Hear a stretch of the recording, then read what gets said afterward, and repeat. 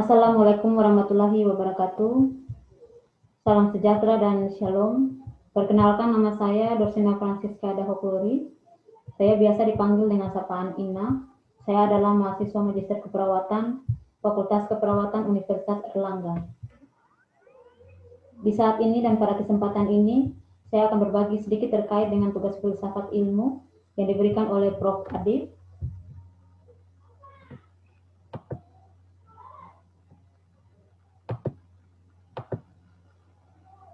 Dengan judul yang saya ambil adalah perspektif aksiologi pemberian vaksin Sinovac terhadap pencegahan penularan COVID-19, di mana ada beberapa pokok bahasan yang akan saya bahas dalam kesempatan ini adalah yang pertama, apa itu ilmu keperawatan dalam kaidah filsafat, yang kedua, hakikat filsafat dalam ilmu keperawatan, yang ketiga, apa itu COVID-19, dan yang keempat, bagaimana perspektif aksiologi pemberian vaksin COVID-19, dalam hal ini pemberian vaksin Sinovac.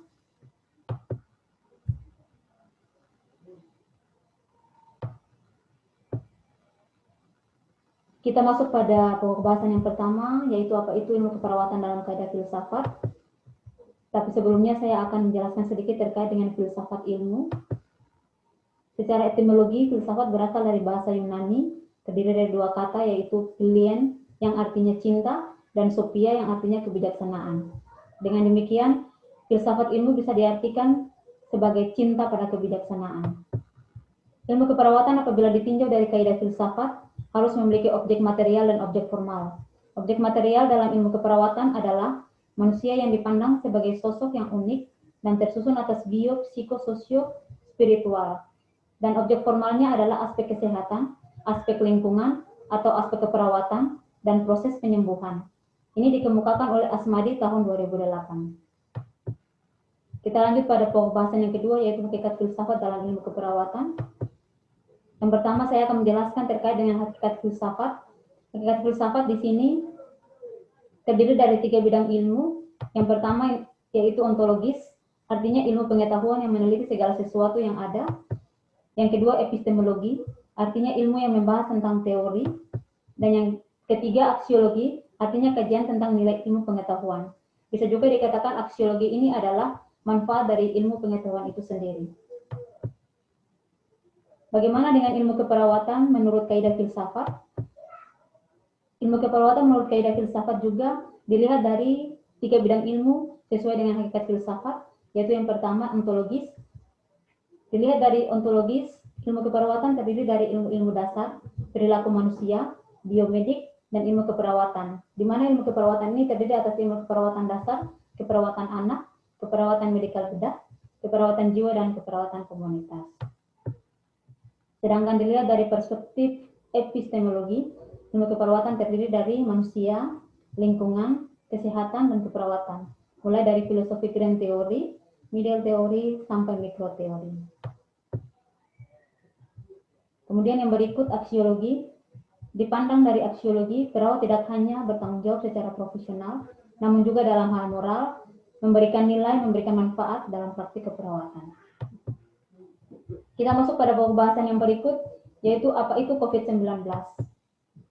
Pengertian COVID-19 adalah penyakit yang disebabkan oleh coronavirus yang biasa dikenal dengan SARS-CoV, yakni virus RNA dengan ukuran partikel 120-160 mm. Virus ini utamanya menginfeksi hewan, termasuk diantaranya adalah kelelawar dan unta, bahkan juga manusia. Seseorang bisa dikatakan mengalami COVID-19 apabila pada diri seseorang tersebut ditemukan tanda dan gejala klinis atau disebut dengan manifestasi klinis COVID-19, di mana manifestasi klinis pasien COVID-19 memiliki spektrum yang luas, mulai dari tanpa gejala, biasa disebut dengan asimptomatik, gejala ringan yang terdiri dari infeksi akut saluran napas atas tanpa komplikasi, biasa disingkat dengan ISPA, bisa disertai dengan demam, fatigue atau kelemahan, batuk dengan atau tanpa sputum, anoreksia atau kurangnya nafsu makan, malaise, nyeri tenggorokan, sakit kepala, pneumonia berat, ARDS atau akut respiratory Down syndrome, sepsis hingga shock sepsis, bahkan bisa sampai kepada kematian. Kita masuk pada pembahasan yang berikut. Bagaimana sih pencegahan COVID-19 itu? Pencegahan COVID-19 bisa dilakukan dengan berbagai cara. Yang pertama yaitu PSBB. PSBB di sini adalah pembatasan sosial berskala besar, akan efektif jika dilakukan secara optimal di awal pandemi COVID-19 dan diikuti dengan penegakan hukum atau penegakan regulasi-regulasi. Yang kedua, penguatan modal sosial dan budaya. Diperlukan untuk mendorong kreativitas dan inovasi berbasis kearifan lokal. Yang ketiga, perubahan PHBS. PHBS ini adalah perilaku hidup bersih dan sehat. Perilaku hidup sehat masyarakat dapat terjadi dengan perencanaan strategi komunikasi yang efektif dan penyediaan sarana prasarana yang mendukung. Yang berikut, vaksinasi COVID-19. Memberikan pengalaman bagi Indonesia. Untuk ke depan perlu dikembangkan mekanisme vaksinasi untuk highly infectious disease. Kita masih lanjut dengan bagaimana pencegahan COVID-19. Di sini tindakan PHBS atau perilaku hidup bersih dan sehat yang harus dilakukan oleh kita adalah yang pertama, rutin mencuci tangan, menggunakan sabun dan air mengalir selama setidaknya 20 detik.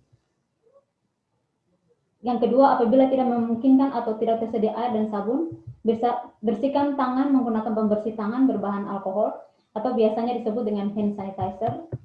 Yang ketiga, hindari menyentuh hidung, mata, atau mulut, terutama bila tangan masih kotor. Yang keempat, hindari kontak dengan orang yang sedang sakit. Yang kelima, tetaplah di rumah bila sedang sakit. Yang keenam, tutup mulut dengan tisu atau dengan menekuk siku saat Anda batuk atau bersin. Yang ketujuh, hindari kontak dengan hewan ternak secara langsung. Yang kedelapan, hindari bepergian terutama ke daerah dengan kasus infeksi coronavirus. Dan yang terakhir adalah hindari mengkonsumsi daging yang belum matang dengan sempurna. Ya, kita masuk pada pokok pembahasan yang berikut. Bagaimana perspektif aksiologi pemberian vaksin COVID-19? Dalam hal ini yang saya bahas adalah vaksin Sinovac. Di mana pengertian vaksin Sinovac adalah vaksin berjenis inactivated vaksin atau virus mati. Secara singkat, inactivated vaksin adalah vaksin menggunakan versi lemah atau inaktivasi dari virus untuk memancing respon imun. Bagaimana sih tahap uji klinis vaksin Sinovac? Perlu diketahui bahwa uji klinis vaksin Sinovac dilakukan di Bandung, yaitu sudah masuk pada tahap uji klinis fase ketiga sebelum dilakukan penyuntikan kepada masyarakat seluruhnya. Selama 5 bulan telah melakukan uji klinis yang melibatkan 1.620 orang pada rentan usia 18 tahun hingga 59 tahun.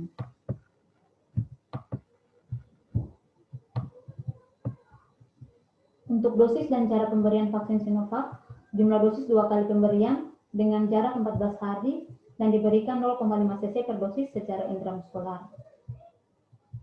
Perlu diketahui bahwa pada saat pemberian vaksin Sinovac akan timbul beberapa efek samping dari pemberian vaksin tersebut adalah adanya reaksi penyuntikan berupa nyeri pada lokasi penyuntikan dengan intensitas ringan dan menunjukkan reaksi pegal otot dengan mayoritas juga dengan intensitas ringan.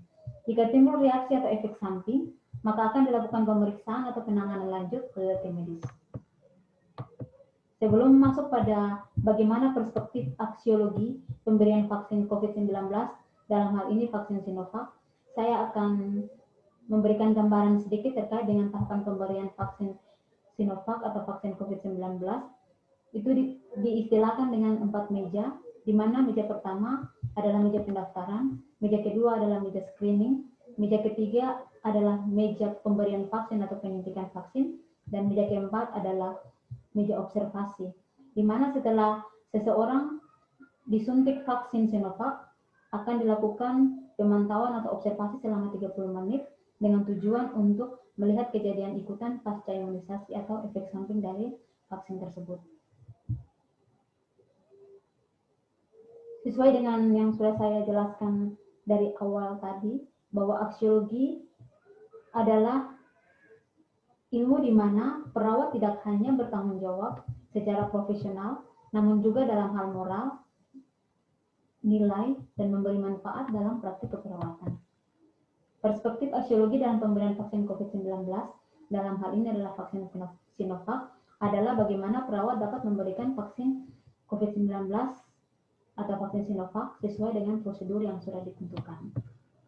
Aksiologi pemberian vaksin Sinovac adalah saat seseorang mendapatkan vaksin, tubuhnya akan membentuk kekebalan spesifik terhadap penyakit yang didapat dicegah oleh vaksin tersebut.